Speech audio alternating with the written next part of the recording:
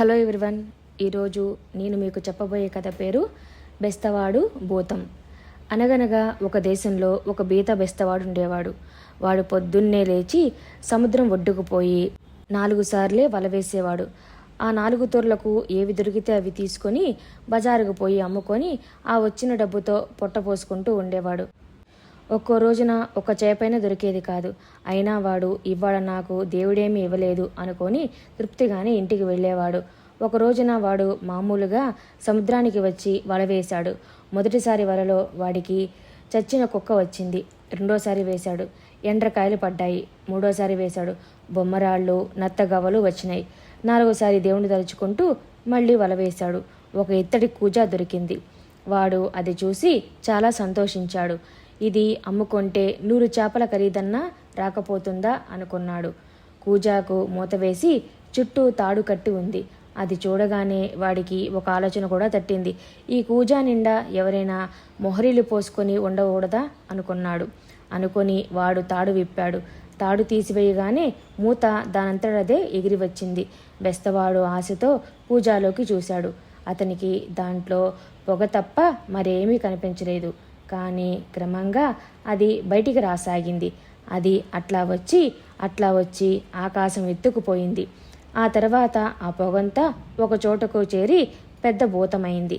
పాపం బెస్తవాడు భూతాన్ని చూడగానే భయపడి పారిపోదాం అనుకున్నాడు. కానీ భూతం పోనివ్వలేదు. ఓ రాజా, నీ మాట ఇక ఎప్పుడు వింటాను రా అని బెస్తవాడికి ఆశ్చర్యం వేసింది. ఎవరిని నువ్వు పిలిచేది? నేను రాజును కాను అన్నాడు. నువ్వు సాలమరాజు కాదా అని అడిగింది భూతం. ఓహో, ఆ రాజు 1000 ఏళ్ల కిందటే చచ్చిపోయాడు. నేను బెస్తరాజుని. ఈ మాట విని భూతం ఆకాశం దద్దరిల్లేటట్లుగా నవ్వి, బెస్తరాజువా నువ్వు? అయితే ఉండు, నిన్ను తినబోతున్నాను అన్నది. బెస్తవాడు గజగజ వణుకుతూ, నన్ను చంపుతావా? ఎందుకు? నిన్ను ఈ కూజాల నుంచి వదిలిపెట్టినందుక? నేను చేసిన మేలుకు ఇదేనా నువ్వు చేసే సహాయం అన్నాడు. ఇదే, నిన్ను తినక తప్పదు. అయితే నీవెట్లానూ చావబోతున్నావు కాబట్టి ఒక వరం కోరుకో, నీకు ఆ వరం ఇస్తాను. అయితే నీ కథ తెలుసుకోవాలని ఉంది, చెప్పు అన్నాడు బెస్తవాడు. విను, చెప్తాను. పూర్వం నేను మంచి భూతాన్ని. సాలమన్ రాజు నన్ను పొగగా మార్చి ఈ కూజాలో బంధించాడు. బంధించి నన్ను తీసుకెళ్ళి సముద్రంలో పారేయించాడు. నేను అప్పుడు ఎవరైనా వచ్చి నన్ను ఈ కూజాలోంచి వదిలిపెడితే వాడికి పెద్ద సహాయం చేద్దాం అనుకున్నాను. చాలా కాలం ఎవ్వరూ రాలేదు. ఇక నాకు కోపం వచ్చింది. ఈ మాట ఎవరైనా వచ్చి నన్ను వదిలిపెడితే వాడిని చంపుదామనుకున్నాను. నువ్వు వచ్చి వదిలించావు. నిన్ను నేను చంపక తప్పదు. ఇక భూతాన్ని బ్రతిమాలినా లాభం లేదు అనుకున్నాడు బెస్తవాడు. వాడికి హఠాత్తుగా ఒక ఆలోచన తట్టింది. ఓ భూతమా, నీ మాటలు నేను నమ్మలేకుండా ఉన్నాను. అంతా అబద్ధంగా తోస్తున్నది. ఇంత పెద్ద భూతానివి ఈ కాస్త కూజాలో ఉన్నావంటే ఎట్లా నమ్మేది? నా కళ్ళతో చూస్తే గాని నేను నమ్మలేను అన్నాడు. ఈ మాట భూతం మోసపోయింది.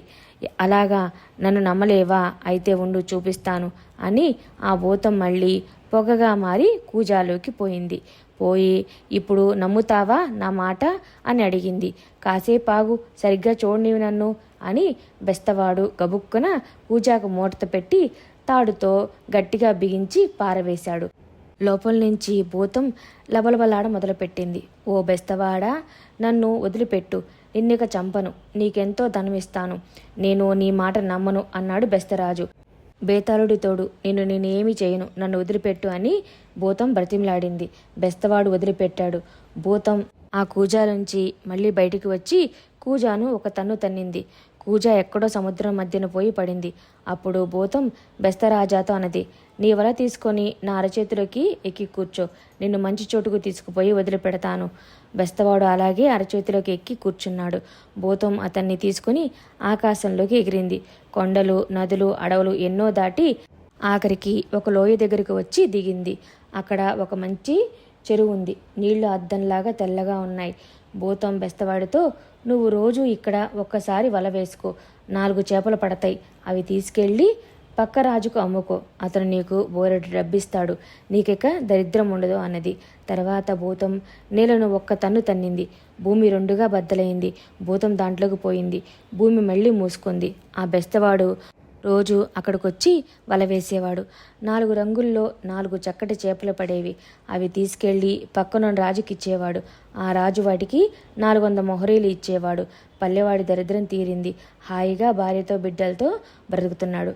కథ కంచికి మనం నిద్రకి. Thanks for watching. Like, share and subscribe.